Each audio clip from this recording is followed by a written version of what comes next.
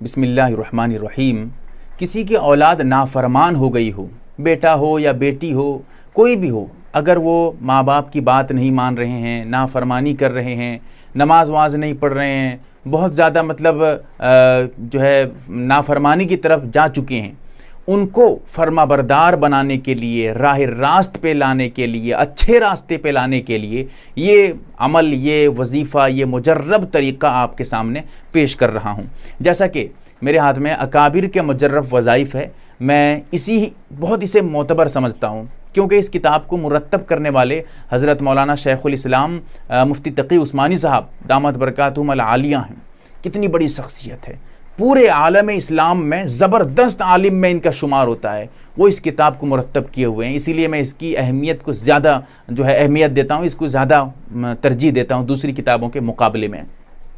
اور اس کا نام بھی مجرب وظائف ہے، کیونکہ مجرب کہتے ہیں جس کو بار بار آزمایا گیا ہے، پھر اس کے بعد کہا گیا کہ ہاں یہ بات کرو، بہت آزمایا ہے، یہ صحیح نکلا ہے، درست نکلا ہے۔ تو یہ عمل بہت آسان ہے، وہ بھی بتا رہا ہوں۔ عمل کیا کرنا ہے؟ عمل آپ کو 21 دن تک کرنا ہے، 21 دن آپ کو یہ عمل کرنا ہے، مسلسل کرنا ہے، لگاتار کرنا ہے، بیچ میں چھوڑنا نہیں ہے۔ کوئی بھی کر سکتا ہے، ماں کرے یا باپ کرے، دونوں کریں گے تو کر سکتے ہیں، یا کوئی ایک بھی کرے گا تب بھی کام بن جائے گا۔ کیا ہے وہ سمجھیے۔ عشاء کی نماز کے بعد، عشاء کی نماز جب آپ پڑھ لیں گے، فارغ ہو جائیں گے، اس کے بعد آپ جو ہے 7 مرتبہ درود شریف پڑھیے گا۔ درود شریف کیا ہے؟ وہی جو نماز میں پڑھتے ہیں، یا کوئی اور درود شریف ہے چھوٹا سا وہ درود، اس کو بھی پڑھ سکتے ہیں، کوئی بات نہیں۔ تو وہ درود شریف آپ پڑھیے گا 7 مرتبہ شروع میں۔ پھر اس کے بعد اس آیت کو، جو پارہ نمبر 19 اور سورۃ الفرقان آیت نمبر 74، آیت نمبر 74، اس کو پڑھیے گا۔ کتنی مرتبہ؟ 505 مرتبہ۔ اولاد کو اگر آپ فرما بردار بنانا چاہتے ہیں تو محنت کریے، 21 دن کی بات ہے، انشاءاللہ امید کے ساتھ کہتا ہوں، کیونکہ یہ بار بار آزمایا گیا ہے، کتابوں میں لکھا ہے کہ یہ مجرب ہے، بار بار اس کو آزمائے ہیں اور صحیح نکلا ہے، اچھا کام کرتا ہے یہ عمل۔ تو محنت کریے، اولاد کی بات ہے، پوری زندگی بھر کی بات ہے۔